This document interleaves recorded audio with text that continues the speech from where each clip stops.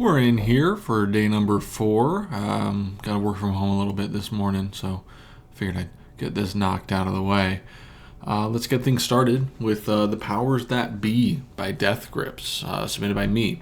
This is my favorite Death Grips album. They've put out a lot of really good work in the past, and it's definitely not their most accessible album. It's also not their least accessible album. I just really like The Powers That Be. I like that it's kind of split into 2 parts that are distinct between each other. So, part 1, the big draw or the gimmick of it is that they always use Björk samples. And you may not be able to really recognize it because they do such a good job screwing the shit out of it. And it just kind of turns Björk's voice into an instrument in and of itself. And I think that's really cool. I think it's really creative, and it works great on a lot of the tracks. Definitely the first half, which is, as a standalone, the first half is titled Fellas on the Moon. And I think it's nice. It has a very electronic feel, and it kind of feels a little bit more classic in terms of Death Grips, especially when you look at what came before it, like Government Plates. And the second half, Jenny Death, is my favorite, where they're really focusing and hammering in on guitar and some rock elements. And I just think it complements their style so well. And there are just so many bangers on this album. I love it. I love The Powers That Be. All the fuckery that came with its release too. It's just great. It really does, in my opinion, exemplify why I love Death Grips. I don't think it's necessarily their best album technically. I don't think it's their most accessible album, and I don't know. I just love it. So Powers That Be, it's a 9. I love Powers That Be. Next up, we got Ramona by Kill Bill the Rapper from Xavier. And I thought this was really good. It was a really nice and chill time. I liked his lyrics. I liked his flow. I liked his production. Just super nice and laid back the whole way through. So honestly, you love to see it. You love to hear it. If I didn't stop smoking weed for my job, this would be a really good weed album. This would be a really good album to just chill out and vibe to.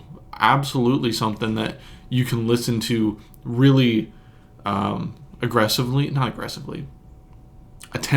That's the word I was looking for. You can listen to this really attentively, but I don't think it would be the worst thing in the world to have it on in the background either. I think it just kind of fits the mood, fits the vibe, and I thought it was really cool. I liked it. I liked it a lot. Ramona, I'm going to give that a 7.5. I thought it was really solid. Alright, and then we got Masana Temples by Kikagaku Moyo from Evan. And it's Japanese Gizzard. I don't know what else. This one I think is going to be an unfortunately short review for how much I liked it.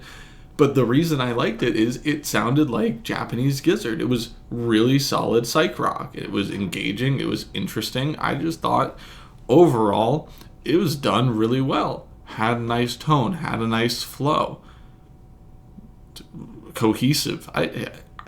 I wish I had more to say, but unfortunately all of my thoughts can really be summed up by the fact that I felt this was Japanese King Gizzard. And that's a good thing. Sorry, I'm not going to go into any more detail with it. Masana Temples. It's an 8.5 out of 10. I liked it. I thought it was really cool.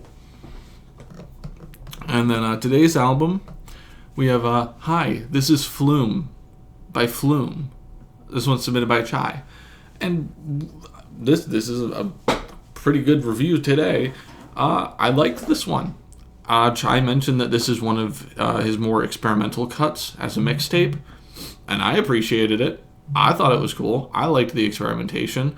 I liked how unpredictable it was. It's still cohesive.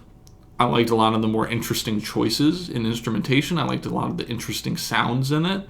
The features from Sophie and JPEG Mafia were great. I feel like, especially, don't get me wrong, Sophie's great.